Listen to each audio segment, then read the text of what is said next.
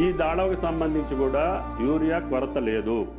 మనకు రావాల్సినటువంటి 5,60,000కి ఇప్పుడు 5,70,000 మెట్రిక్ టన్నులు రాష్ట్రంలో ఉంది. రాష్ట్రంలో యూరియా కొరత, రైతులు ఎదుర్కొంటున్న ఇబ్బందులు, ఎరువుల విషయంలో కేంద్ర రాష్ట్ర ప్రభుత్వాల విధానాల వల్ల రైతులకు కలుగుతున్న నష్టాలపై సభలో వెంటనే చర్చ చేపట్టాలని కోరుతూ ఇచ్చిన వాయిదా తీర్మానాన్ని తిరస్కరించడమైంది.